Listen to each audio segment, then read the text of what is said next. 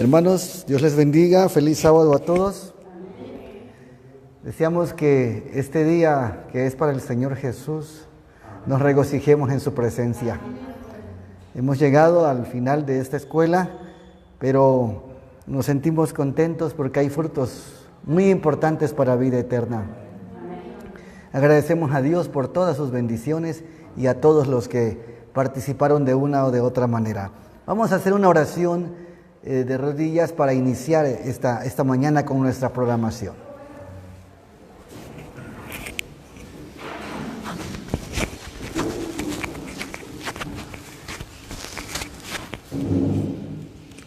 Nuestro Padre y nuestro Dios, alabado y glorificado sea tu nombre. Gracias, Señor, por las oportunidades que nos das de servirte, de ser instrumentos de bien para las almas perdidas de este mundo. Siguiendo el ejemplo de nuestro Señor Jesucristo, hemos aceptado la misión de tal manera que nosotros queremos hacer solamente tu voluntad. Este día sábado, Señor, en la programación de todo este día, colocamos a todos tus hijos en tus manos. Bendícelos y llénalos de tu Espíritu Santo. Danos tu presencia, Señor, y ahora bendícenos al iniciar esta programación con el devocional a través del pastor Johan Piedrahita, los temas de salud a través de nuestro hermano Kevin y los demás mensajes también y los testimonios. Queremos que te quedes con nosotros y bendigas a todos hoy y siempre. En el nombre de Cristo Jesús. Amén.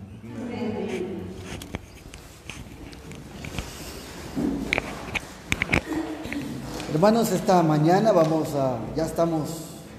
ya iniciamos y damos gracias al Señor por todas las oportunidades que nos da de poder estar avanzando en este mensaje tan importante. Y vamos a tener nuestra programación. Empezamos con un devocional en el pastor Piedrahita. Devocional Escuela Sabática. Devocional Escuela Sabática. Y tenemos también la clase de salud por el licenciado Kevin. Y después el culto divino por su servidor. Tenemos los bautismos, la comida. Tenemos el foro de preguntas. Y entonces tendremos también la renovación de votos matrimoniales con nuestros hermanos. Y la conclusión. Así se va el día.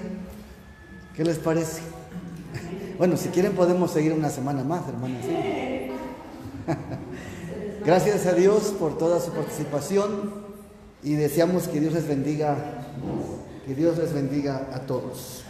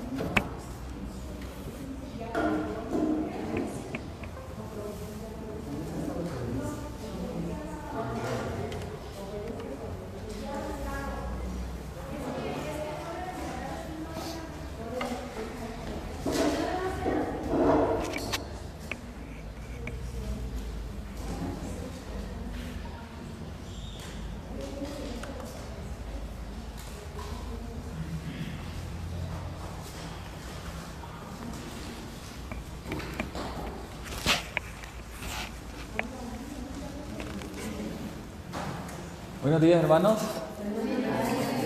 Feliz sábado a todos. Hoy es un día de mucho gozo, de mucha alegría, ¿verdad? Aunque también un tanto de tristeza porque ya termina nuestra escuela, ¿no? Termina nuestra escuela. ¿Ah? ¿Cuándo nos volveremos a ver? No sabemos cuándo nos volvemos a ver, ni si nos volvemos a ver. Porque como están las cosas sucediendo de rápido, pues ya uno no sabe pues lo que pueda pasar, ¿no? Con muchos pastores hemos comentado que nuestra vida, inclusive con mi madre, con mi esposa, no queriendo ser fatalista ni mucho menos, ¿no? Pero yo les he dicho muchas veces, tal vez un día salga para nunca más volver, porque como están las cosas, cada vez que uno sale de casa arriesga la vida, empezando por ahí. Para yo poder salir y llegar hasta acá, a mí me toca interiormente del país manejar 5 horas para llegar hasta el aeropuerto. Así que cuando yo tengo un vuelo a las 7 de la mañana, yo tengo que estar al aeropuerto a las 5 de la mañana. Eso significa que en mi casa tengo que salir a las 11 o 12 de la noche, manejar toda la noche. Entonces, pues gracias a Dios todavía cuento con un poquito de juventud y uno no tiende a dormirse en el timón, pero a veces sí me toca el sueño duro, hermanos. Son la vida, son las cosas que vivimos los misioneros, ¿no? Que muchas veces la gente no sabe. Luego entonces, pues venían al avión y con las leyes y las cosas que están pasando en el mundo, con los cambios políticos y todas estas cosas, pues gracias. Como les decía, pues nunca se sabe lo que vaya a pasar. Pero bueno, confiamos en el Señor, de que guía y sustenta a sus siervos, de que está al mando y al control de cada movimiento. Y como dice Romanos, a los que aman a Dios, todas las cosas le vienen a bien. Esa es nuestra bienaventurada esperanza, ¿verdad? Y nuestra confianza y nuestra guía. Mis amados hermanos, esta semana hemos estado escudriñando. Miren, cuando yo conversé con el pastor me dijo: mira, yo quiero que por favor te encargues de dos temas, de dos asignaturas.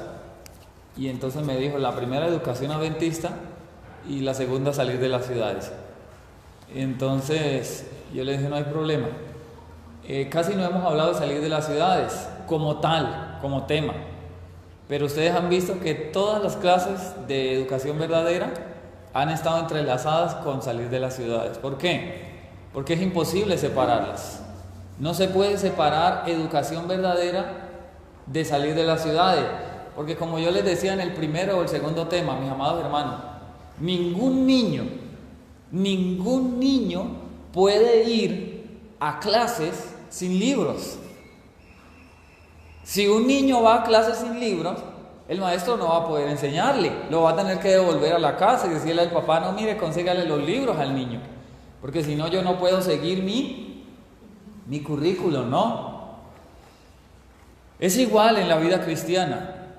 El libro de texto de Dios es la naturaleza y la Biblia. Pero si tenemos la Biblia y no tenemos la naturaleza, pues es muy posible que Dios no vaya a poder instruirnos, porque nos falta el libro de texto. Entonces, las dos cosas van de la mano. Para poder tener una educación verdadera, hay que salir de las ciudades. Para poder vivir esa educación, para poder instruir a nuestros hijos en esa educación, hay que salir de las ciudades. En el campo usted enfrenta una gran serie de desafíos.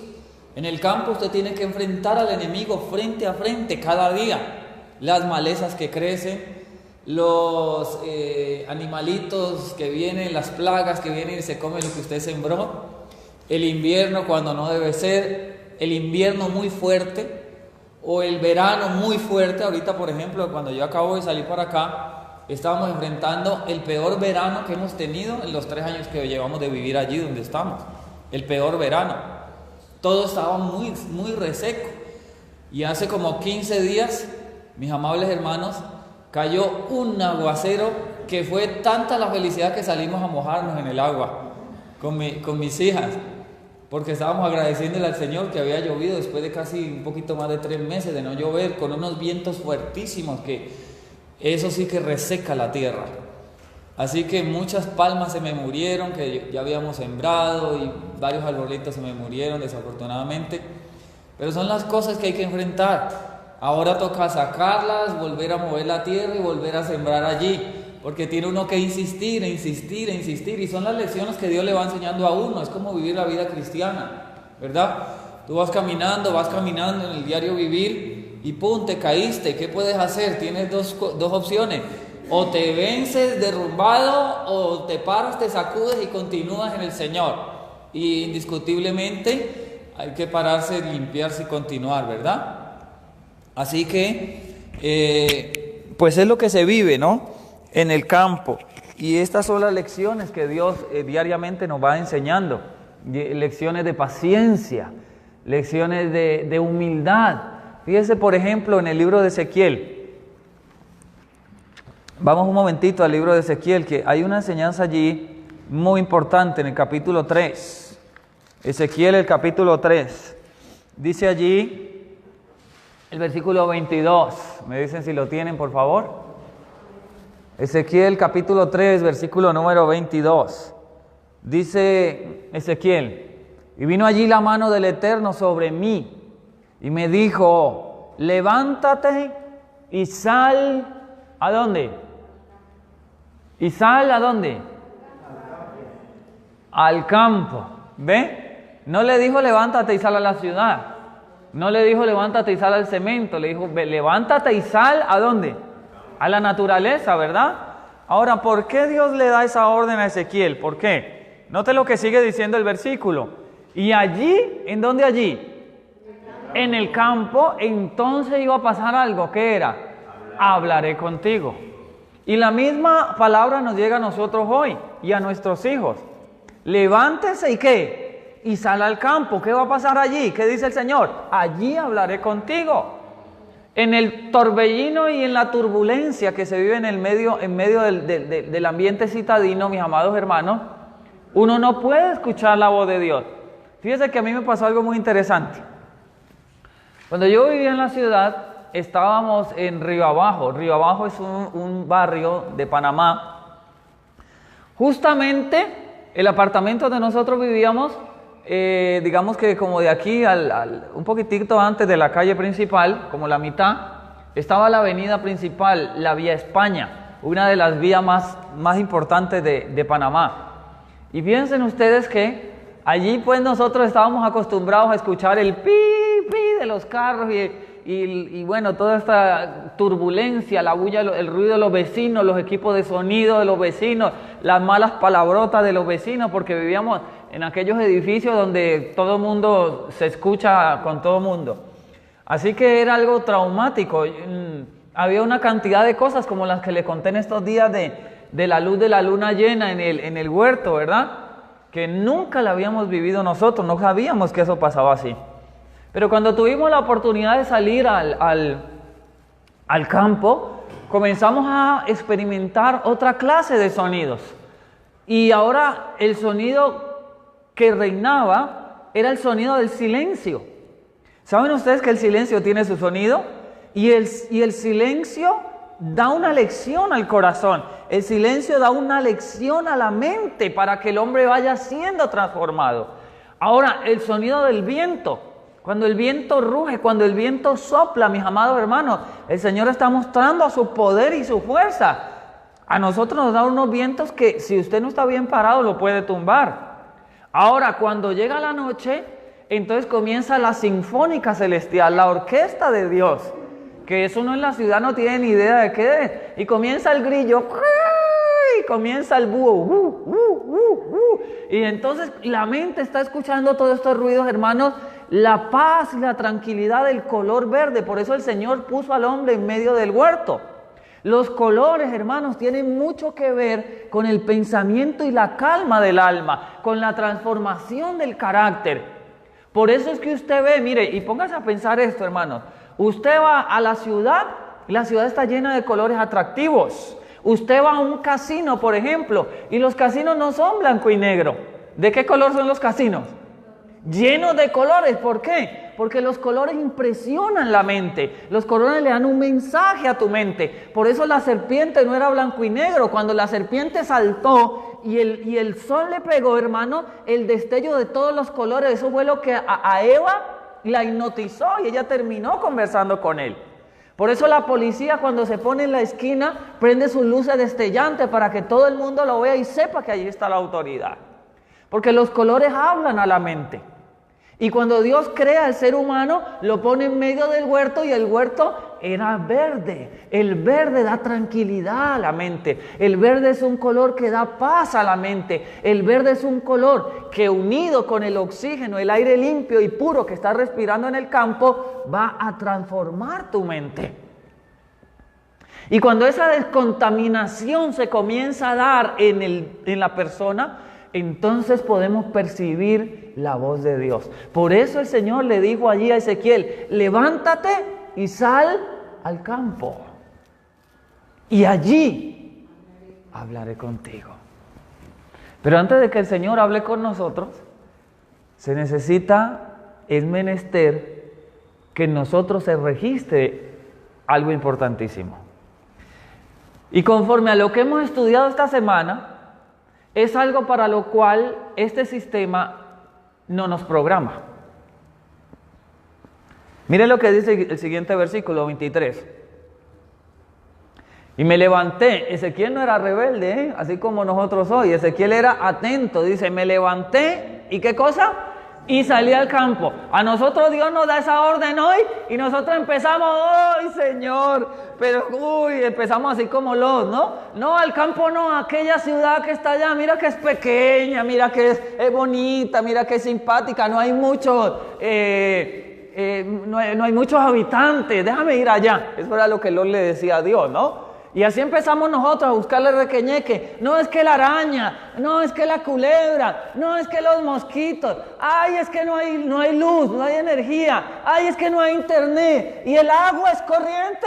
Sí toca ir a traerla corriendo con un balde de allá. Ay, no, así no, yo no quiero. Ay, Señor, no. No, hermanos, Ezequiel dice que se levantó y se fue enseguida. Salió al campo. Y he aquí que allí, en el campo, estaba la gloria de Jehová. En el campo, ahí está la gloria del Eterno, hermano. En la ciudad está la gloria de Nimrod, está la gloria de Satanás. Y la pluma inspirada lo dice claramente. En las ciudades se sirve al enemigo. Fueron diseñadas para ensalzarle a él. Las ciudades son el reino del diablo, hermanos. Para eso fueron diseñadas. Por eso es que la gente en la ciudad no puede detenerse, hermanos. La gente en la ciudad vive como automática. Todo el tiempo anda pensando únicamente en cómo ganar dinero, en los placeres de la vida. La gente trabaja y el fin de semana sábado, a levantar el codo se dijo, a beber. Y esa es la vida de la gente en las ciudades. Parrandear, comer, trabajar para ganar dinero, y ellos creen que eso es lo máximo que el hombre puede hacer. Porque en las ciudades, hermanos, se ve la gloria, pero del maligno, no de Dios. Y nosotros somos, mire, Elena White lo dice claramente, y la palabra lo dice claramente. En el libro Conflicto de los Siglos ya dice, hay una ley de naturaleza física y espiritual. Yo le comentaba a los hermanos ayer. ¿Cuál es esa ley? Que somos transformados ¿por qué? Por lo que contemplamos, por lo que vemos. Si usted crece en un ambiente donde lo que usted está viendo es borrachera, desenfreno, malas palabras y gente en la calle, robo, delincuencia, muerte, así mismo va a ser transformado. Por eso es que hoy por hoy los adventistas parecemos tigres. En vez de parecer corderos, parecemos leones. Porque a como me digas algo, ay de que no me digas, ay de que no me hables como yo quiero, y te saco las garras. Esos malos caracteres. Y es que se me salió el apellido, decimos. Se me salió el indio, decimos. ¿Sabe por qué eso? Porque estamos transformados en el sistema de la serpiente. El Señor no puede trabajar en un corazón así. El Señor dice que su espíritu es apacible, hermano, manso, humilde de corazón. Y esa transformación únicamente se ve contemplando la gloria del Señor. ¿En dónde? En el campo, ahí está clarísimo. Ahora sigue diciendo, así como la gloria que había visto junto al río Quebar.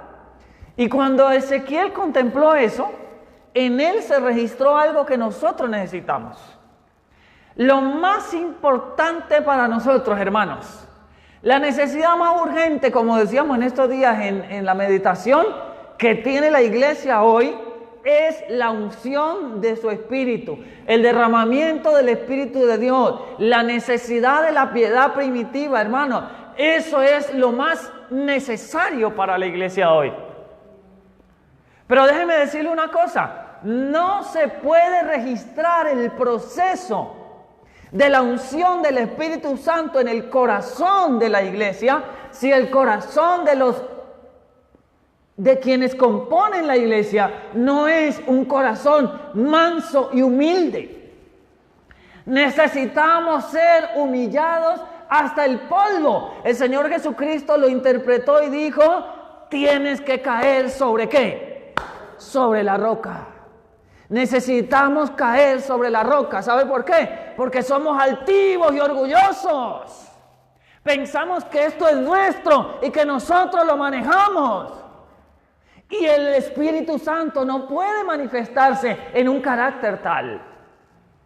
El hombre tiene que llegar a ser manso y humilde de corazón, ser desmenuzado por la roca, caer sobre la roca y permitir que el Señor sea quien dirija, permitir que el Señor sea quien sostenga, permitir que el Señor sea quien lo guíe. Nosotros queremos ir adelante del Espíritu, nosotros queremos ir adelante del Señor y guiarle a Él en vez de Él guiarnos a nosotros.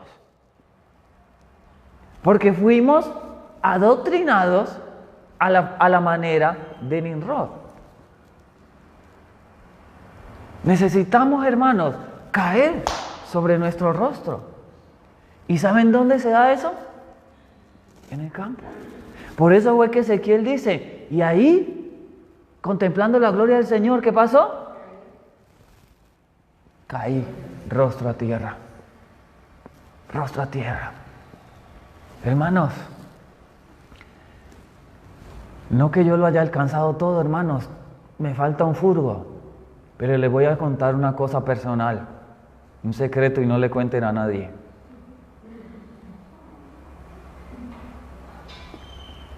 A mí me ha servido mucho el campo, es mi experiencia personal. La gente que me conocía antes, yo no me daba cuenta, pero la gente que me conocía antes dice que yo era altivo y que demostraba ser orgulloso. Pero que ahora me ve muy distinto. ¿Qué ha pasado con el antiguo Johan? Yo no sé. ¿Será que el plan de Dios de salir de acá me ayudó? Me está ayudando. Y todavía no lo logro, pero estamos caminando. Y les cuento esto como testimonio, para que ustedes vean que es plan del Señor. Es plan del Señor. Una de las guerras más terribles contra el maligno en el campo, hermano, es por el agua. Satanás sabe que el hombre necesita el agua. Es lo más urgente. ¿Y sabe qué? Cada vez te molesta con el agua y te rompe el tubo del agua y tú tienes que volver otra vez a ir hasta allá a mirar que esté pegado, a pegar el tubo del agua porque volvió y se zafó. El diablo mismo lo revienta, hermano. Y cada vez que sucede eso, tú estás desarrollando paciencia. Tú estás desarrollando bondad. Que se te muera un árbol después de 1 año y medio de cuidarlo. Que se te muera, hermano, ahora vuélvelo a sembrar de nuevo. Paciencia, paciencia. Miren, hermano, este asunto que me ha tocado ahora de volverme el constructor. Jamás en mi vida yo imaginé eso. Ahorita en la tarde les muestro una foto para que ustedes vean. Yo solo, hermano, contemplando el horizonte allá y pegando bloque tras bloque, bloque tras bloque, que se me acabó la mezcla, bájese del andamio, vaya, revuelva, que cuele la arena, que traiga el cemento, que bátalo, que échele agua, que bátalo, y nuevamente otra vez arriba, y súbase, y dele, y dele, y dele, y uno a uno, y uno a uno, y uno a uno. Paciencia, paciencia, paciencia, dedicación, resiliencia. Todas esas cosas se las va enseñando el Señor a uno ahí, hermano. Ahorita estamos, hermanos, abriendo un hueco para buscar agua. Lo tengo a 3 metros. ¿Y sabe qué? Me tocó tirarme ahí, en el piso, ahí, acurrucado, ahí, en el hueco, ahí. Y con la pica, ¡plá! ¡Plá! ¡Plá! Y cuando yo hacía eso ahí, ¡plá! ¡Plá! Decía, Señor, ¿por qué yo estoy aquí? ¿Por qué yo estoy aquí? Y luego una voz me contestaba, tú necesitas esto, ¡plá! ¡Plá! ¡Plá! Y luego, hermanos, con la pala al balde y luego a sacarlo arriba y una persona arriba que la botara allá. ¿Le ha pasado o no? ¿Sabe de lo que yo estoy hablando? Lo tengo a 3 metros, hermano, todavía me falta. El ideal es llegar siquiera a 6 u 8 metros. Ese es el ideal, en eso estamos. Pero allí, metido en el hueco, hermano, ahí, tan, es donde el corazón va siendo humillado. Y vamos aprendiendo lo que significa, hermano, humildad y mansedumbre. Ese ímpetu, hermano, que nos enseña la serpiente, se va crucificando, se va cayendo, se va acabando.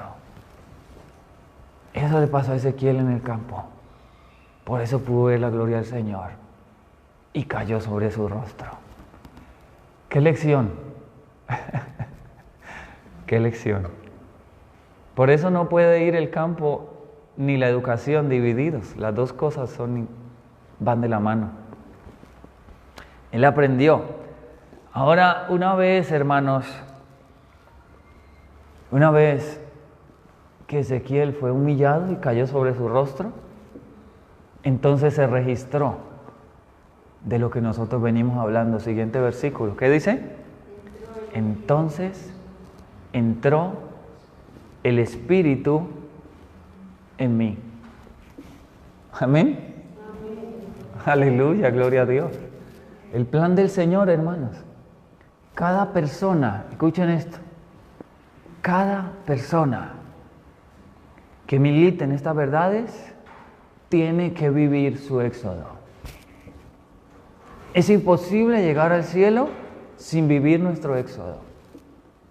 Todos tenemos que vivir nuestro éxodo. Y tenemos que salir del reino del faraón, del faraón actual, que es el nuevo orden mundial, este sistema babilónico. Tenemos que salir de este reino y comenzar, hermanos, nuestro Via Crucis, nuestro caminar, nuestro éxodo, donde vamos a encontrar serpientes ardientes, donde vamos a encontrar calor, donde vamos a encontrar frío, donde vamos a encontrar viento, zancudos, mosquitos, etcétera, incomodidades. Y eso va a hacer, hermanos, que nuestros caracteres sean moldeados y transformados. Nimrod nos enseñó a vivir en comodidad. Y yo no digo que la comodidad sea mala. De hecho, la pluma inspirada dice claramente que los que tengan un lugar en el campo cómodo son reyes y reinas. Yo no sé dónde llegó esa concesión y ese pensamiento a algunos hermanos que creen, porque así nos enseñó la serpiente, así nos ha enseñado el diablo, que irse al campo es irse a vivir en una casa de latas que ya se esté cayendo y que llueva más adentro que afuera. ¿En dónde sacaron eso? Y por eso es que la gente le huye al campo. La gente le huye al campo porque en nuestra mente hemos sido adoctrinados para pensar que al irse al campo vamos a vivir, hermanos, en una posilga que se esté cayendo y no podemos vivir mejor porque entonces ya no damos testimonio. Yo le pregunto, ¿a quién usted va a traer al campo viviendo así? ¿Usted cree que va a ser un testimonio para la gloria de Dios? Usted tiene que tratar al ir al campo de vivir lo más cómodo posible, hermano. Por eso la pluma inspirada dice, los que tengan un lugar cómodo, no con lujos, pero por lo menos cómodo. Donde usted pueda tener su bañito higiénico. Poner un baño higiénico, hermano, es facilísimo. Eso no tiene ciencia. ¿Cuánto vale una taza? En Panamá vale $60, $50 usted consigue una taza de estas higiénicas. Poner un tubo y hacer un hueco allá y que caiga allá. Eso no tiene ciencia, hermano. Yo no sé. La gente viene. Por ejemplo, allá invité a unos hermanos a la casa donde yo vivo. Y porque tengo un panel solar y le conecto a mi esposa una lavadorcita de esas de las más baratas que solamente restriega, salieron criticando porque yo tenía lavadora. Digo, wow, pero esta gente, ¿qué? Hermano, ¿cuál es el pecado de tener una lavadora? Si usted puede tenerlo ahora, pues téngala. Un lugar cómodo para que su esposa no tenga que partirse la espalda. Dale. Oye, tranquilo, ¿cuál es el problema? Pero hemos asociado que salir de las ciudades y vivir en el campo es vivir en la más abyecta pobreza. ¿Dónde está escrito eso, señores? Si usted tiene la oportunidad de salir al campo y organizar que todo trabaje como es, yo tengo corriente en mi casa por lo menos. Y hasta eso me lo enseñó el Señor, porque cuando yo me fui, por eso le digo, esto es una escuela, hermanos, completa. Cuando yo me fui para el campo, donde nosotros estamos, no había nada, hermanos. No había sino monte y penumbras en la noche. Y yo comienzo a estudiar las formas para poder colocar energía allí. Pronto me di cuenta que 110 no era la respuesta. Yo no era experto en esto, hermano, nunca había puesto un panel solar, pero ahí me tocó, porque traer un técnico que me instalara eso me costaba mucho dinero. El Señor me instruyó, yo me puse y lo hice. Puse el panel solar, mandé a traer de Estados Unidos una turbina que le pega el viento y produce energía. Así que tengo energía cuando pega el viento y cuando hace sol. Desafortunadamente me faltan más paneles solares porque en invierno no hay viento y el sol es poco, entonces no me produce mucha energía, pero ahí vamos, poco a poco. Cuando Dios dé el recurso compraré otro y así me voy yendo ya despacio, ¿no? Pero el Génesis ya lo tenemos, así que aprendí de los watts, ¿sí? De los watts, por ejemplo. ¿Cómo se manejan los watts? Que si usted tiene una nevera que le consume tantos watts, usted necesita proveerle tantos watts. Que si usted tiene una sola batería de acumular, pues se le va a acabar más rápido la energía, necesita ir comprando baterías también. Ese es otro tema también. Que el regulador, para que no pase demasiada energía y se vaya a explotar de pronto la batería. Todas esas cosas, hermanos, es la escuela del campo. Entonces, pronto me di cuenta que si ponía bombillos 110 de estos, se me jalaba la corriente acumulada rapidito. ¿Qué hago, Señor? Resulta que ahora hay una nueva tecnología que se conoce como tecnología LED. Y la tecnología LED son unas tiritas que usted pone y son 12 voltios, así que las podía conectar directo a la batería, sin necesidad de que pasara por el inversor. El inversor es aquel aparato que usted conecta a la batería y le transforma el 12 voltios de la batería en 110 para que usted pueda conectar los aparatos 110, ¿ya? Entonces, si yo tenía foco 110, me tocaba conectarlo del inversor. Y el inversor en su trabajo consume también energía. Mientras que si utilizo 12 voltios, lo puedo conectar directo a la batería y no me consume tanta energía. Así que, lotería, esa fue la respuesta. Ahora usted va a mi casa, por la gloria del Señor, y yo tengo energía por la noche, tengo corriente, tengo luz. Yo puedo sentarme a estudiar la Biblia, a estudiar un libro. A veces me despierto a las 2, 3 de la mañana, siento que no puedo dormir más. Me paro y me voy a continuar mis investigaciones, a estudiar, prendo mi lucecita. No digo que esto sea ¿qué lujo es tener una luz, hermanos? Eso no es ningún lujo, es una comodidad. Si usted lo puede hacer, pues ¿cuál es el problema? No vamos a criticar por eso, pero la gente vive con el pensamiento de que, o lo relaciona, de que el campo es vivir en la más abyecta pobreza, y por eso es poco atractivo el plan del Señor. Ok, este no era mi tema, pero mire, a dónde nos ha llevado el Señor a conversar, ¿verdad? Yo sé que hay muchas preguntas, pero en la tarde vamos a espaciarnos en las preguntas, ¿les parece? ¿Sí? Si usted tiene su preguntita, apúntela ahí, no la pierda de vista. Entonces, por esto, hermanos, es que hemos estado aprendiendo de la educación, porque la educación está directamente entrelazada con esto. Cada aspecto de lo que yo les estoy contando, para mí ha sido algo educativo que Dios me ha dado, y hoy yo lo puedo transmitir a ustedes, y hasta podría darle seminario de cada aspecto de estas cosas. Mire, construir un cimiento. Yo no tenía ni idea de construir un cimiento. Un cimiento para luego parar una pared. Si usted no sabe eso, pues usted puede parar la pared y la pared le va a caer. Y ahí yo aprendí haciendo mi morada donde yo vivo. Ahí yo aprendí que hay que hacer un cimiento y cómo se hace el cimiento, para gloria del Señor. Entonces es una escuela también. Tú estás siendo educado. Antes aprendías y el objetivo era sentarse en una sillita de ruedas debajo de un escritorio con aire acondicionado. Ese era el objetivo en el sistema de Babilonia. Ahora no. Miren, hermanos, algo tremendo. El carro se me daña. ¿Sabe quién es el mecánico? Su servidor. He tenido que aprender a hacerlo ahora. Para mí eso es totalmente sencillo. Desbaratar el tren delantero. Ahorita antes de irme, hermano, la base del aire acondicionado del compresor, cuando yo prendía el carro, comenzaba a vibrar. Y dije, ¿pero por qué? ¿Qué le pasó a esto? Y me tocó desbaratar, bajar el alternador y coger y apretar los tornillos. Y Señor, ¿qué hago para sujetar este compresor del aire acondicionado? Y el Señor me inspiró. Y ponle dos varillas atravesadas y luego con los mismos tornillos lo asegura. Hermano, fue un arreglo, pero de esos que allá afuera me hubieran cobrado por lo menos $150. Y lo hice yo mismo en la casa, por la inspiración del Señor. Entonces ahí uno se va dando cuenta, wow, es que esto es como una escuela.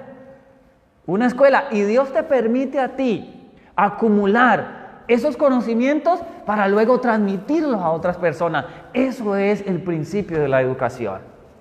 Eso es educar, hermano, y educar es redimir.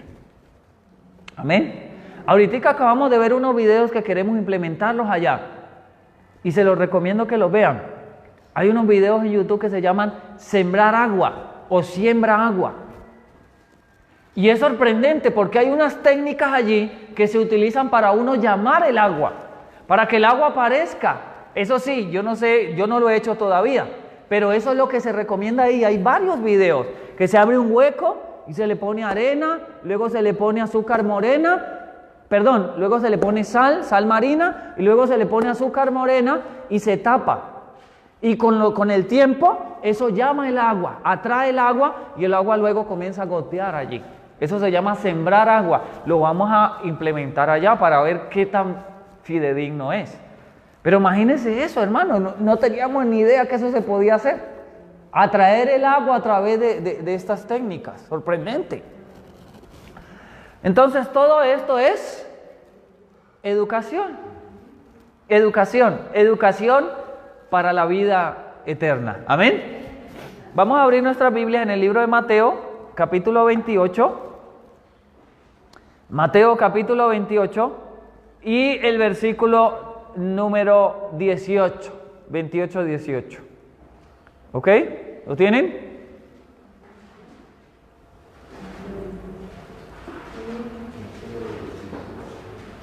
Mateo 28, 18.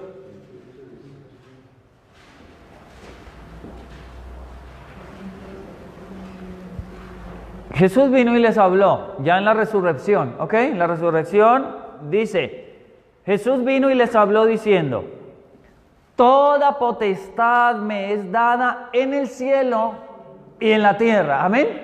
Gloria a Dios, aleluya. Por tanto, ¿qué cosa? Id y ¿qué? Y enseñad. ¿Id y qué? Y enseñad. ¿Y qué enseñar? ¿Y qué es enseñar? Educar. Por tanto, id y educar. Id y enseñar. Id e instruir. Miren, hermanos, hay una parte de la instrucción cristiana que se ha perdido. Porque nosotros, dentro de los engaños que el diablo ha introducido en la cristiandad, se nos hace pensar que el cristianismo es únicamente teoría. Y por eso para nosotros es tan importante lo que creemos. Peleamos por doctrinas, nos dividimos por doctrinas, hablamos mal del prójimo por doctrinas y decimos, ay mira, es que este cree, ay mira, es que este cree así, ay mira, yo no me puedo reunir con este porque este cree así. Y se ha convertido el cristianismo en una mera teoría.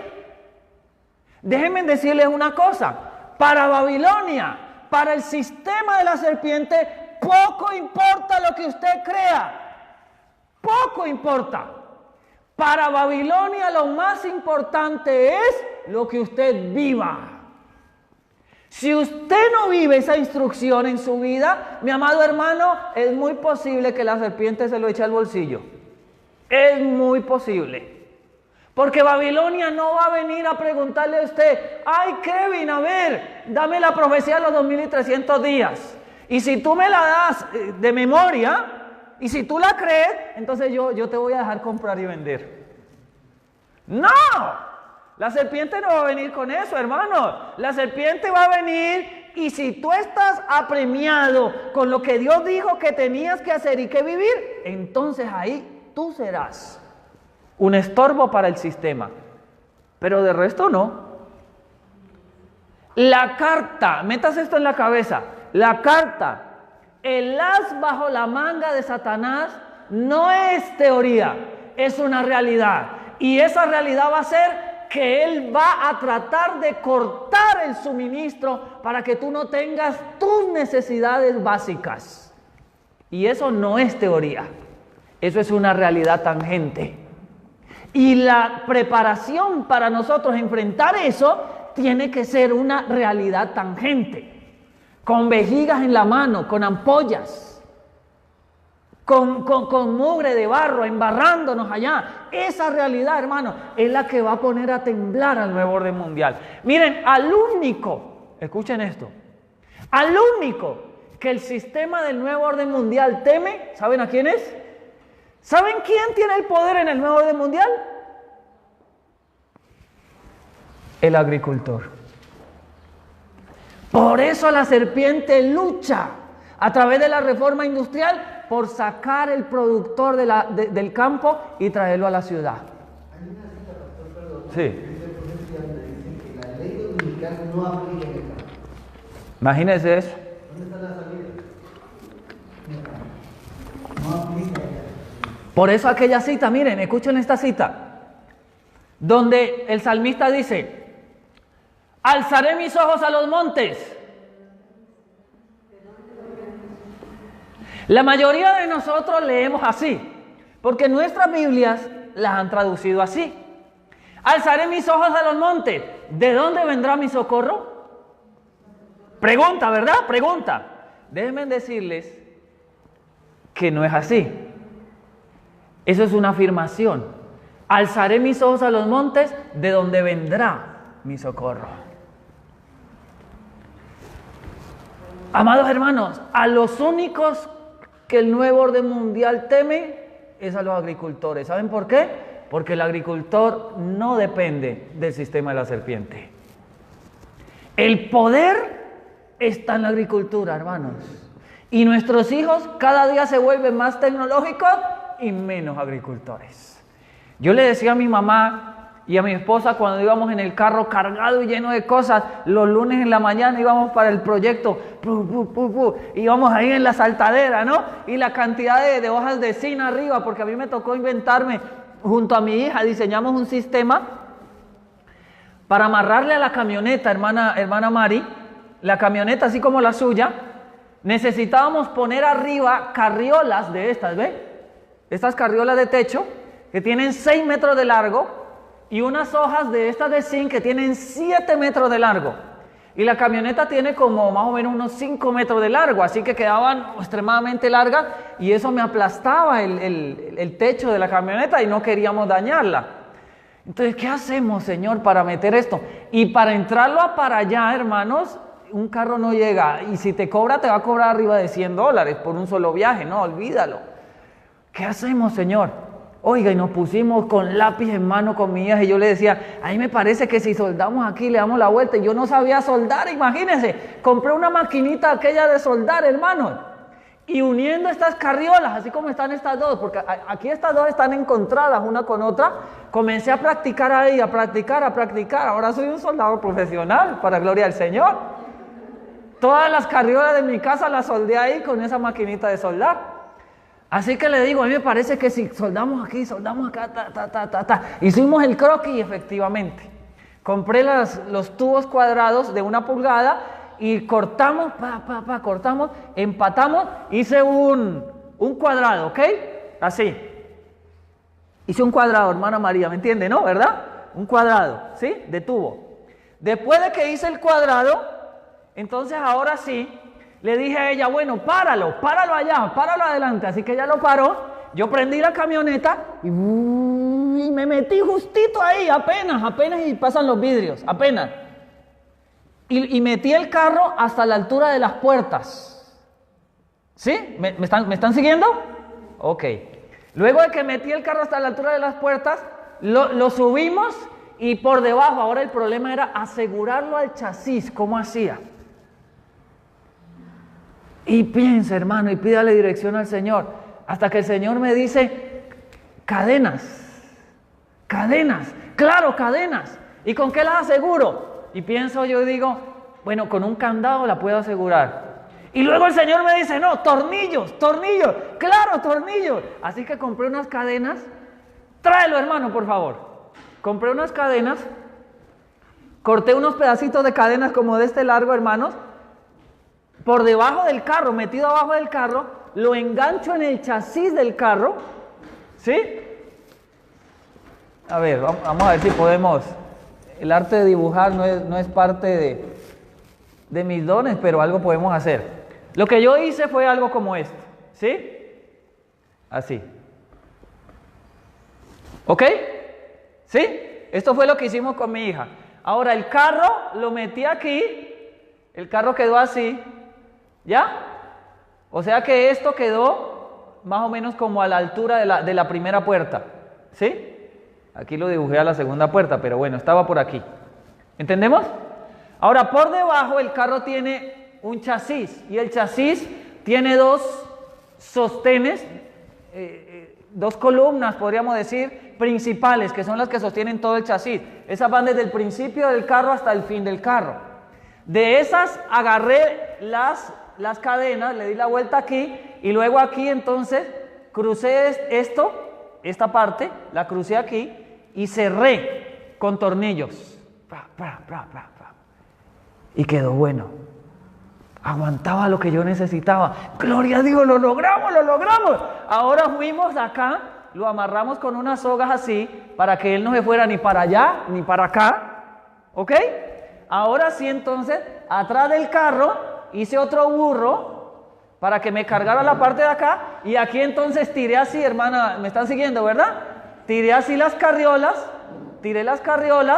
y después de tirar las carriolas, entonces encima pusimos todas las hojas de zinc. Compré unas guayas de estas de acero, amarré todo y ahora sí, vámonos para allá. Eso fue toda una travesía.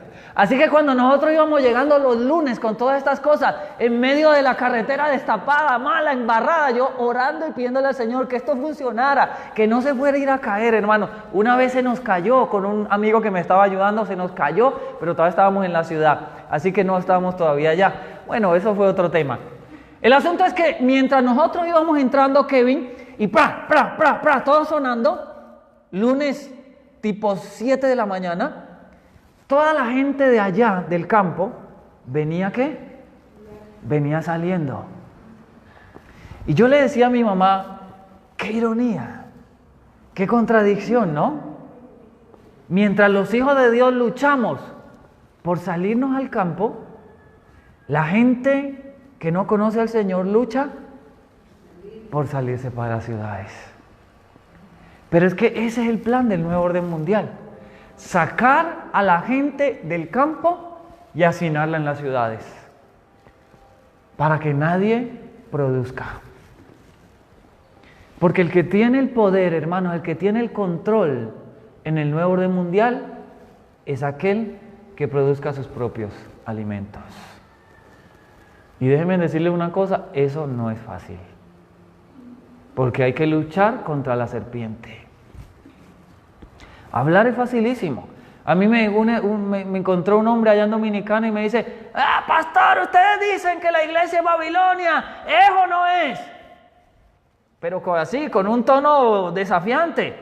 Le dije, mira, ¿sabes qué? Le golpeé la espalda y le dije, tengo un machete y un asadón para ti, mi hermano, necesito que me vengas a ayudar. Y se quedó callado y se fue. Con eso le quise decir todo. Discutiendo por cosas que y a la final no lo estamos viviendo en nuestras vidas. El enemigo se ríe. ¿Estamos entendiendo?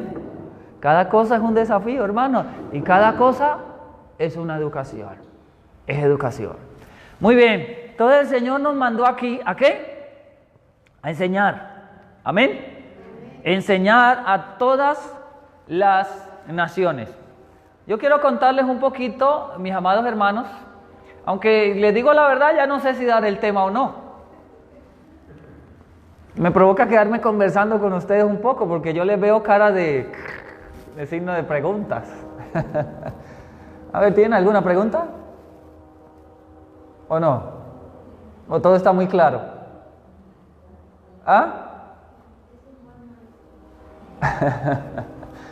Ok. Bueno, en ese caso entonces vamos a entrar a mirar un poquito el tema, ¿sí? Un poquito de la historia de la educación. La educación desempeñó un papel significativo en la vida de los israelitas desde la antigüedad, como le indican las escuelas de los profetas, que las estudiamos antier, ¿verdad? Que fueron fundadas por Samuel y luego fueron restablecidas por Elías. ¿Se acuerdan? Posterior a Elías, recuerden ustedes que la nación también fue nuevamente destruida por la apostasía que se estaba dando, destruida, volvían unos poquitos, trataban de reconstruir en el tiempo de Jeremías y todas estas cosas, en el tiempo de Nehemías. Sin embargo, pues ya no había tiempo para pensar en educación porque estábamos en guerra prácticamente, ¿verdad? Y el país estaba prácticamente empobrecido al máximo. Así que entre el tiempo de Elías y la venida de Cristo hubo un tiempo muy largo en el cual la educación fue, por así decirlo, descuidada en Israel. Pero posteriormente, aproximadamente en el año 90 u 80 más o menos, antes de Cristo, o sea el siglo I antes de Cristo, hubieron algunas personas piadosas que se dieron cuenta nuevamente de que Dios les estaba llamando a una reforma educativa, ¿verdad? Y entonces comenzaron nuevamente a establecer escuelas en medio del pueblo de Israel, con el fin de enseñarles e instruirles sobre las leyes. Ahora, en la cultura israelita había algo muy importante, y era que el padre y la madre, eso ya lo estudiamos, les correspondía la principal responsabilidad de la educación de la juventud. Y eso es algo, pues, que como ya lo dijimos esta semana, pues la serpiente ha hecho pensar que eso no importa, ¿verdad? Y ahora tenemos el padre que se va a trabajar y la madre que se va a trabajar, y los hijos quedan en cualquier parte, siendo educados, siendo instruidos por cualquier persona que la mayoría de las veces es influenciada por el mismo enemigo. Muy bien. Entonces, debido a los conflictos que había en este periodo, recuerden ustedes que para el año 161 Israel estaba siendo fuertemente azotada. Estoy hablando antes de Cristo. Israel fue e hizo un pacto con la nueva potencia que venía surgiendo, y esa nueva potencia era nada más ni nada menos que el Imperio Romano. Y se firmó un pacto en el cual, según la estrategia del Imperio Romano, que fue la estrategia que más le dio auge y poder al Imperio Romano, que fue la estrategia de cobijar o brindarle protección a las naciones pequeñas. Estas naciones se unieron al Imperio Romano, y entonces el Imperio Romano fue creciendo en popularidad y en poder. Israel hizo un pacto con ellos, ¿sí? Pero antes de eso había muchas guerras y mucho estrés. No había oportunidad ni ocasión de pensar en educación. Pero como les dije, ya para el año 90, 80 aproximadamente antes de Cristo, comenzaron entonces nuevamente a instaurar escuelas en Israel. Para remediar la situación de lo que se estaba dando, se establecieron escuelas, y quienes dirigían principalmente estas escuelas eran los escribas. ¿Ok? Los escribas. Estos eran los maestros principales de esas escuelas. Ellos inculcaban en la mente de los niños aquellas cosas que habían de conservar los fieles al judaísmo. Muy bien. Ahora, para los que procedían de hogares de buena posición económica, les era muy fácil encontrar tiempo y oportunidades para estudiar. Pero a los muchachos más pobres les era muy difícil encontrar tiempo para dedicarlo a su educación. Aún para poder subsistir con frecuencia se obligaba a los muchachos a trabajar en los campos o en los talleres con sus padres. No fue sino hasta en los días de Jesús, el hijo de Gamaliel, no Jesús nuestro Salvador, sino otro Jesús, poco antes del estallido de la guerra romana, que se dio entre el 66 y el 73. ¿Se acuerdan de esta guerra? Sí, fue la destrucción de Jerusalén ya, ¿ok? Cuando se fundaron entonces escuelas en todos los distritos. En ese tiempo fue que estas personas comenzaron pues a preocuparse por esto. Ahora, es interesante resaltar aquí que las personas que realmente tenían acceso a estas escuelas eran principalmente las personas adineradas. Una persona pobre era muy difícil que pudiera ir a esas escuelas. Por eso nuestro Señor Jesucristo no fue a esas escuelas, sino que pasaba la mayor parte del tiempo, ¿dónde? En el taller con su papá, aprendiendo, ¿qué cosa? El oficio de la carpintería. Y luego entonces, de su mamá, de los labios de su madre, entonces escuchaba las lecciones que lo educarían, ¿ok? Una famosa escuela en Jerusalén, y ahora vamos a ir a la Biblia para mirarlo, fue la escuela de Gamaliel. Vamos a mirarlo en el libro de Hechos, el capítulo número 5 y el versículo número 34, ¿ok? ¿Lo tienen? Hechos 5:34 dice allí: entonces levantándose en el concilio, un fariseo llamado Gamaliel, doctor de la ley, honorable ante todo el pueblo, mandó que hiciesen sacar por un momento a los apóstoles. Y les dijo: varones israelitas, mirad por vosotros lo que vais a hacer acerca de estos hombres, porque antes de estos días se levantó Teudas, bueno, etcétera, etcétera, etcétera. Este Gamaliel, mis amados hermanos, del que está hablando aquí, era un fariseo muy importante en el tiempo de Cristo, y era una persona muy letrada, era una persona muy inteligente, muy instruida, y era maestro de una escuela, era dueño de una escuela y por lo tanto era profesor de una escuela. En ese mismo libro, Hechos, capítulo 22 y el versículo número 3, el apóstol Pablo hace referencia a Gamaliel nuevamente, y dice allí, hablando de sí mismo, el apóstol Pablo dice: yo, de cierto soy hombre judío, nacido en Tarso de Cilicia, pero criado en esta ciudad, educado a los pies de ¿quién? ¿Cuál Gamaliel? El que acabamos de leer en el capítulo 5, ¿verdad? Tenía una escuela y era educador, era instructor. Y Pablo ahora está mostrando, está resaltando esa educación que él tuvo precisamente a los pies de Gamaliel. Estrictamente, ¿cuál era el tipo de educación? Dice allí: estrictamente conforme a la ley de nuestros padres, siendo celoso de Dios, como hoy lo sois todos vosotros. Entonces, ese versículo 3 nos deja ver la forma de educación que ellos tenían en ese momento. Note, era una, por así decirlo, una educación que podríamos decir nosotros meramente teórica, en cierto sentido, porque enseñaba, dice allí, a ser conforme a la ley de vuestros padres, a ser celoso de Dios, así como lo sois vosotros. Pero muchas veces las otras partes se habían descuidado. ¿Y cuáles eran las otras partes? La parte de la operativa, la parte que nos lleva al hecho, la parte que realmente es la que más importa. Por eso entonces, mis amados hermanos, el Señor tuvo que reprender a Pablo y dejarlo ciego por unos buenos días, porque si Pablo hubiera seguido actuando conforme a esa educación, hermano, Pablo hubiera tal vez acabado con el pueblo de Dios. Por eso fue que Cristo no pudo con los escribas y los fariseos, en cierto sentido, no pudo darle las buenas nuevas del reino a muchos de ellos. ¿Por qué? Porque estaban siendo educados en estas escuelas, que eran escuelas teóricas. No había humillación. Se escudriñaba la Biblia, se escudriñaban los escritos para exaltación. Y saben ustedes que muchos de la verdad presente hoy están igual. Únicamente estudian, ¿saben para qué? Para mostrar que ellos saben. Y cuando viene otra persona que contradice lo que ellos dicen, se enojan y pelean y discuten. Y entonces viene la división. Eso es escudriñar para perdición, hermano. Eso es escudriñar para exaltar el yo. Eso es educación babilónica. Para eso estudia la gente del mundo. La gente del mundo estudia para ser grande y ser reconocida. Nosotros no estudiamos para eso. Nosotros estudiamos para gloria del Señor y para ser humillados y que Él sea ensalzado por nosotros. Hoy los pastores, por ejemplo, sacan el pecho y dicen, tengo maestría y tengo PhD en no sé cuál universidad. ¿Y para qué estudiaron eso? Para ensalzarse ellos mismos.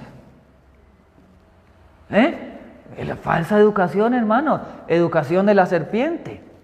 Ahora, había judíos fieles que no estaban satisfechos con ese tipo de instrucción basada en la tradición legalista y creían que con la bendición y la iluminación de Dios podían educar mejor a sus hijos instruyéndolos en sus hogares. Entre esos padres se encontraban ¿quiénes? María y José. Jesús nunca asistió a las escuelas de la sinagoga. La maestra de Jesús fue ¿quién? Su mamá. Qué lindo, hermanos. Qué hermoso plan, ¿verdad? Ella tomaba las escrituras y de su propia experiencia con Dios y con la vida, era lo que enseñaba a Jesús. José enseñó a Jesús y de su el oficio de carpintero y otras cosas prácticas de la vida. Aunque los enemigos de Jesús declararon que no había estudiado, noten lo que dice, vamos un momento a Juan, capítulo 7 y versículo 15, Evangelio según Juan, capítulo número 7 y versículo número 15. Miren qué interesante este versículo. Dice el versículo 15, y se maravillaban los judíos diciendo, ¿qué cosa decían? ¿Cómo sabe este letras? No habiendo ¿qué? No habiendo aprendido. Miren qué hermoso esto, hermano. La instrucción, el nivel educativo al cual Dios puede llevarnos a nosotros es algo sorprendente, hermano. Es algo prácticamente desconocido e inexplorado por nosotros hoy, porque es una educación basada en la fe. Esa educación que yo confío en el Señor, de que Él puede llegar a instruirme, de que Él es maestro de maestros y por lo tanto yo lo tomo a Él como mi maestro. Amén. Qué hermoso, hermano. Y el pueblo se quedó sorprendido y decía, ¿cómo sabe este letras si no fue a la escuela? ¿Cómo es que este nos habla estas cosas si nunca estudió? ¿Quién había sido su maestra? Su mamá, ¿verdad? En el libro de los Hechos recuerdo también otro pasaje muy parecido. Vamos a ver si lo podemos encontrar por aquí.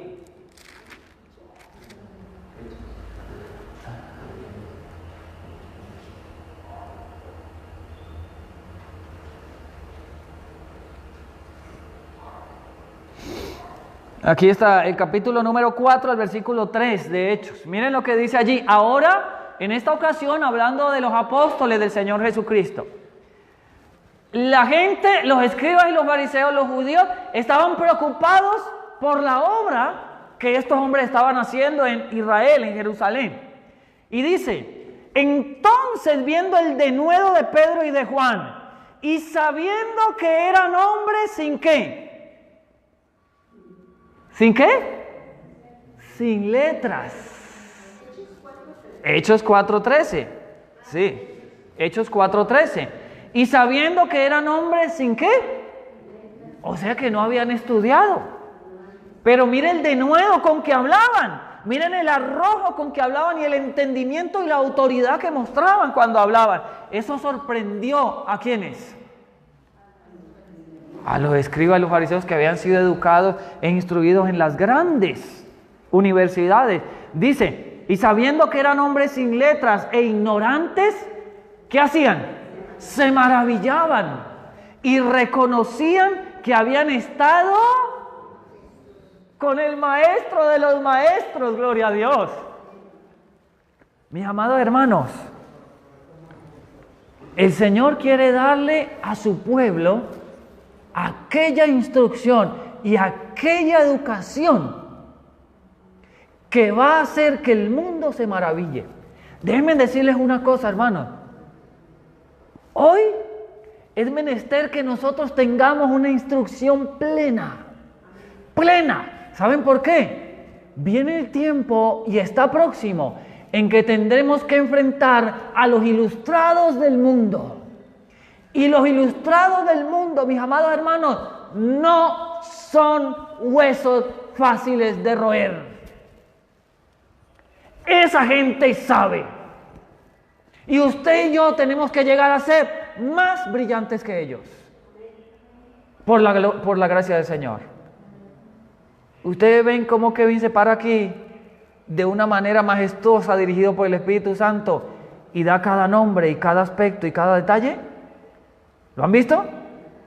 Así tiene que ser. En historia, nosotros tenemos que saber. A veces uno viene y da una clase de historia. Que Antíoco Epífanes, que el helenismo, que Alejandro Magno, que las guerras del Peloponeso. Y la gente dice, ay, qué aburridor, y ni cuidado le ponen, se quedan dormidas y todo. Hermano, nosotros necesitamos saber esto. Yo tengo una serie, ahorita la estoy desarrollando en una iglesia con que yo trabajo en Panamá, hermano. Donde estoy predicando y estoy enseñando a los hermanos aspectos del surgimiento del cuerno pequeño. Y pretendo irme en la historia, en toda la historia, desde el tiempo de Daniel 7, en toda la historia, desde el surgimiento del cuerno pequeño, citando, comentando y enseñando todos aquellos detalles históricos que nuestro pueblo no conoce. Las guerras, cómo el Papa llegó a ser un principal entre los monarcas de Europa.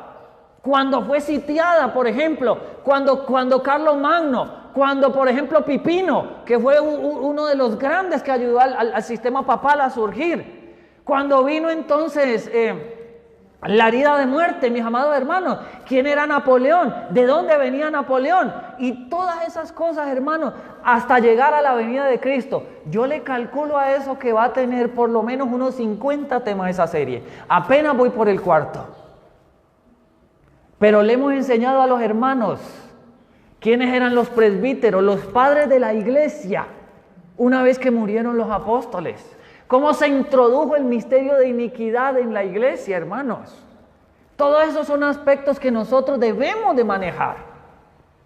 Porque cuando seamos llevados ante los concilios, esa gente va a estar bien versada. Que si usted no está bien cimentado, hermanos, si usted no está bien cimentado, hasta hace el ridículo. Porque nosotros lo único que sabríamos decirle es, bueno, nosotros confiamos en las 2300 tarde y mañana. Y ahí mismo le van a decir, sí, bueno, y susténtenos eso, ¿qué pasó? Ah, no, pues que en el año 457. Espere un momentito, espere. ¿Y usted de dónde saca esa fecha? ¿Qué pasó en el 457? ¿Qué se desarrolló? ¿En dónde está eso en la Biblia? ¿Ustedes saben que hay 3 decretos? ¿Qué pasó en cada decreto? ¿Quiénes lo dieron? ¿Cómo lo dieron? Uno de los choques más grandes que encontramos aquí. ¿Saben ustedes que en el 457 no hubo ningún decreto? Y por ahí mismo lo van a coger. Y si usted no sabe qué pasó en el 457, hermano, usted termina diciendo, yo estoy equivocado. Empezando desde allí, mire, ignoramos eso. En el 457 no hubo decreto. En el 457 hubo una repetición de un decreto que ya se había dado. Entonces usted tiene que saber explicar eso. ¿Cómo fue que eso sucedió? ¿Me comprende lo que le estoy tratando de impartir en este momento? Entonces son cosas que a veces parecen insignificantes, pero la pluma inspirada dice que seremos llevados ante ¿quiénes? Ante los concilios, ante magistrados, ante reyes, ante gente ilustrada. Y usted no puede salirle a esa gente con cosas vagadiles. No, porque es que yo creí que así era. No. Usted tiene que estar bien cimentado y explicarlo como debe ser. Esa es la capacidad que Dios nos quiere dar en estos últimos días. Amén. Por eso fue que cuando ellos vieron a los escribas y a los discípulos del Señor hablar como hablaban, dice, se maravillaban y decían, no, pues aquí no podemos contender contra esta gente porque tienen una inteligencia muy superior, muy superior. Muy bien, mis amables hermanos, su carácter, el de Cristo y la ética eran muy superiores a cualquier cosa que las mejores escuelas pudieran haberle impartido a nuestro Señor Jesucristo. En el libro de Hechos encontramos otra interesante escuela. En el capítulo 19 y el versículo 9, tengo que serles muy sincero, estuve investigando sobre esta escuela, pero no se dice mayor cosa. Tengo que esperar volver a casa para investigar en los comentarios bíblicos a ver qué dice de este hombre, porque sería muy interesante conocer un poquito más sobre esto. Hechos capítulo 19, versículo 9, note lo que dice allí. Pero cuando algunos se endurecieron y no creyeron, sino que maldijeron el camino delante de la multitud, él, o sea Pablo, se apartó de ellos y apartó a los discípulos, disputando cada día en la escuela de un tal Tirano. Y yo estuve averiguando sobre Tirano, pero no se da mucha información. Pero Tirano, la Biblia nos dice que tenía una ¿qué? Una escuela. Y en esa escuela entonces el apóstol Pablo, como vio que, oído con estos señores y señoras, aquellos que están luchando con la corporación todavía, que no han entendido el concepto de lo que realmente es la iglesia, Pablo, como vio que la iglesia no quería escuchar el mensaje de verdad presente, como vio que la iglesia no quería escuchar la realidad de que Cristo Jesús era el Salvador y maldijeron el camino, entonces les dijo, señores, sacudo el polvo de mis pies, ustedes verán lo que van a hacer, mis discípulos y yo vamos a alquilar un salón y nos vamos a estar congregando allí. Y se fueron y hablaron con Tirano, alquilaron una aula de clase y ahí en esa escuela entonces se reunían todos los sábados para adorar al Señor. Eso es lo que nos está diciendo ese versículo. ¿Ok? ¿Estamos entendiendo el concepto? Muy interesante. Así que allí había otra escuela.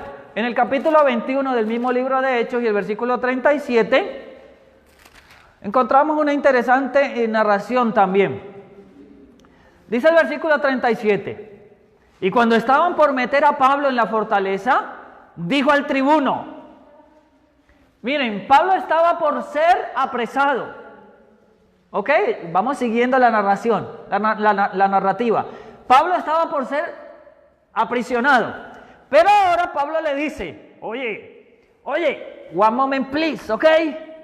One moment please, le dice, ¿me permite decirte algo?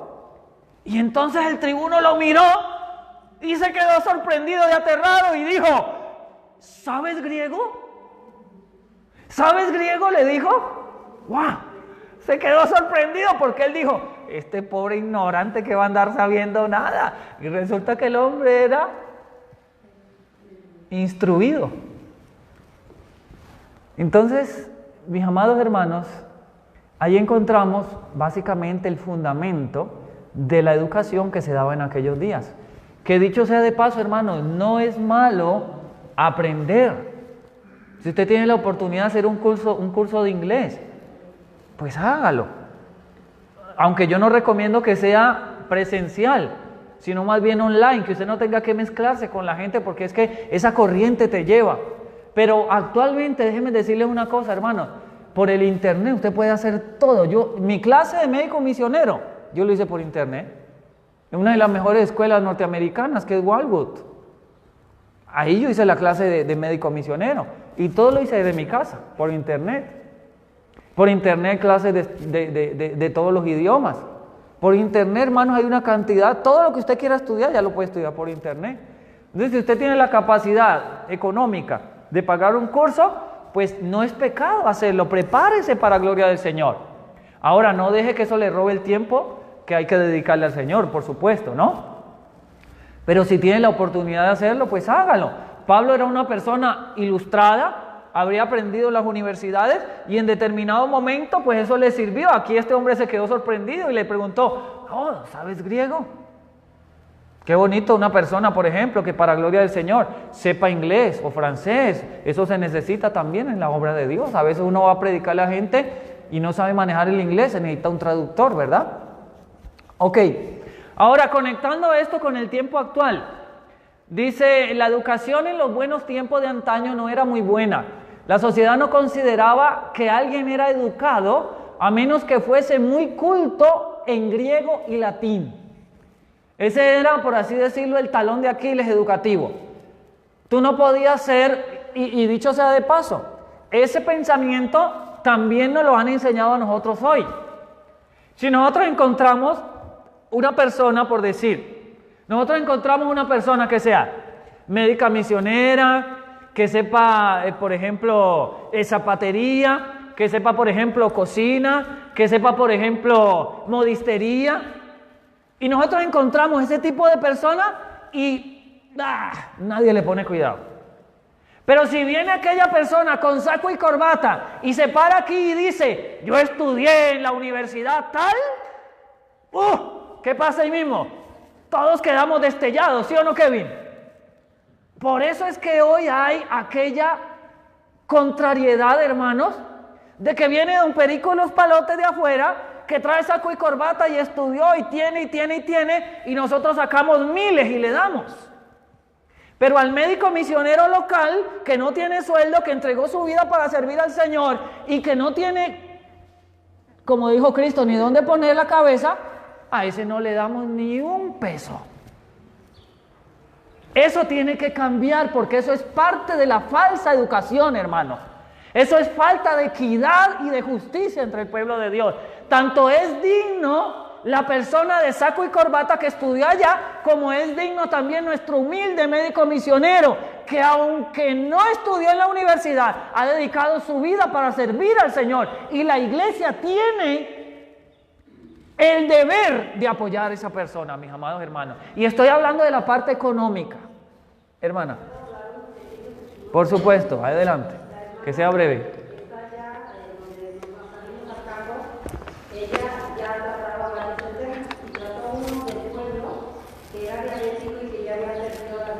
Ajá. Con los tratamientos que ella le dio, empezó a recuperar la vista. Entonces el médico de ahí del pueblo se enteró y supo, ¿no? Entonces empezó a cuestionar a la hermana cuál era su método. Entonces le empezó a explicar ella qué es lo que usa y qué es lo que hacía. Y el médico se quedó sorprendido a la vez, pero por otro lado le dijo, es que yo sé que con la alimentación sana se pueden recuperar muchas enfermedades, pero la gente pues no entiende, ¿no? Amén. Ahora, él es ateo, él no cree en Dios, pero él está con la idea de que quiere ir a ver cómo se hace eso. Amén, gloria a Dios. Entonces, a ella la tiene en un lugar muy especial, a pesar de que la hermana pues no es estudiada. Ajá, amén. Ella no terminó ni la primaria. Ajá, entonces el médico empezó a tener comunicación con ella y le dijo, tu hija se fue para allá, y ahora esta última vez le dijo el médico a la muchacha, a su hija de ella, yo necesito, dice, conectarte en Chilpancingo para que tú tomes un curso para ayudar de, ¿cómo le dicen?, de partera. Amén. Dice, ustedes necesitan prepararse en eso, dice, porque todo eso que hacen, en un momento se les va a presentar esto, dice. Amén. Necesito conectarte, dice, para que tú vayas a tomar. Amén, amén, gloria a Dios, aleluya, qué bonito. Entonces, y también le dijo a la hermana, yo necesito, hermana, que usted nos unamos para trabajar con los niños. Amén. Con todo eso que ustedes saben, necesitan educar a los niños. Amén, amén, amén. Mire, ahí este hombre se quedó que maravillado de ver esto. A nosotros nos llegó allá un hermano. Llegó para echarme la mano como un mes. Y el hombre estaba barrigoncito así. Y tenía diabetes el hombre y iba con una cantidad de jeringas y con insulina porque todos los días tenía que chuzarse a diario. Y entonces tenía su medidor de glucosa y toda la cosa y el hombre ya no estaba viendo muy bien, había que ponerle cuidado porque cualquier arbolito por ahí se tropezaba y se caía el pobre hombre. Hermanos, no hicimos nada, oración, fe y cambio de dieta. Y cuando el hombre se fue de ahí, hermano, ya había abandonado la insulina, para gloria del Señor. Había abandonado la insulina y ahora ese hombre da testimonio allá de que ahí donde nosotros se curó, pues nosotros no hicimos nada, Señor. El Señor a través de su plan fue quien todo lo hizo. Es algo sorprendente lo fácil que se curan estas cosas, hermano. Volviendo a nuestro estudio. Entonces, quienes realmente eran los educados eran aquellos que sabían latín y griego. Mire qué contradicción, muy parecido a lo que sucede hoy. La educación tradicional se centraba en los clásicos antiguos. Yo tengo un estudio que estoy haciendo ahora en que pretendo mostrarle a la gente de dónde viene la educación que tenemos hoy, y nos damos cuenta de que la educación que tenemos hoy deriva principalmente de Platón y todos sus allegados, ¿sí? Ellos fueron los que prácticamente han moldeado la educación del mundo. Y es griego, por supuesto. Una educación tal no tenía ningún significado para las masas que tenían que trabajar para vivir. Pero eso no importa mucho, porque ni siquiera se preveía su educación de nivel primario ni secundario. La escolarización era competencia de las clases altas. Aquellos relativamente pocos que provenían de un entorno adinerado y nunca se vieron forzados a ganarse la vida. La educación en los días de antaño era terrible. Durante más de 2000 años, la educación occidental se había orientado hacia los idiomas antiguos, sus palabras, sus ideas y los grandes libros de su herencia. Esa era la educación que se daba desde el tiempo de Cristo hasta, oído con esto, yo les comenté a ustedes en estos días, hermanos, que es algo muy importante, que la pluma inspirada, Sutherland dice en el libro Estudios sobre Educación Cristiana, que en el tiempo de 1844-1843, cuando Dios vio que que el mundo estaba listo para darles el mensaje del primer ángel, empezó a buscar quién era el pueblo de Dios en aquel tiempo, y estaban la iglesia bautista, la iglesia metodista, la iglesia presbiteriana y todas las iglesias que fueron antes del pueblo de Dios, que entre comillas eran ¿qué? Eran protestantes, pero dice que estas iglesias se habían convertido en protestas católicas. No eran protestantes en sí. ¿El porqué de eso qué fue? Que su educación era católica romana. ¿Entendemos eso? Entonces Dios se vio obligado a levantar un nuevo movimiento, que fue el movimiento adventista del séptimo día. Y termina diciendo él: si el pueblo adventista del séptimo día no quiere ser pasado por alto para dar el mensaje de los tres ángeles, debería poner mucho cuidado a esta historia. Porque el gran problema de por qué Dios levantó al pueblo adventista del séptimo día fue precisamente que las otras iglesias educaron a sus hijos en el sistema católico, y una persona educada en el sistema católico es muy difícil que pueda dar el mensaje de los tres ángeles en su pureza. Porque ya llevamos el veneno en nuestras venas. Ese fue el problema. Ahora déjenme terminar en lo que me queda dándoles un poquito de la historia educacional adventista, ¿les parece? Y con esto vamos terminando. Pero anterior al movimiento adventista hubo un hombre conocido como Horace Mann. Él vivió en 1798 hasta 1859. Y se dice de él: nadie hizo más que él para establecer en la mente del pueblo estadounidense la concepción de que la educación debe ser universal y no sectaria, libre, y que sus objetivos deben ser la eficiencia social, la virtud cívica y el carácter, en vez de mero aprendizaje y el avance de los fines sectarios.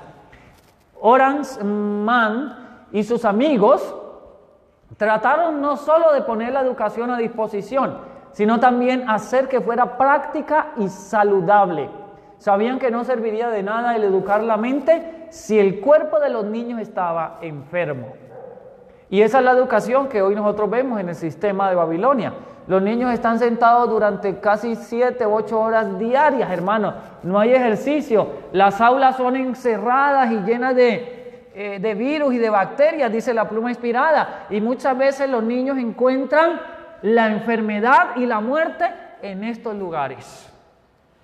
Porque su cuerpo no es preparado para nada, no hay actividad física. Y una persona, imagínense, 10, 15 años en un sistema educativo de este tipo, cuando sale, hermanos, un pasito más y diabetes.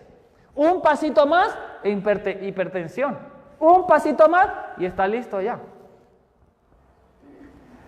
Así que este hombre fue un reformador y con o bajo la dirección de Horace Mann surgió una universidad en Estados Unidos que se conoce como Oberlin College, ¿sí? Un colegio en Estados Unidos, quien punteó o fue punta de lanza en la educación superior. Oberlin College, una institución que en la década de 1830 reemplazó los clases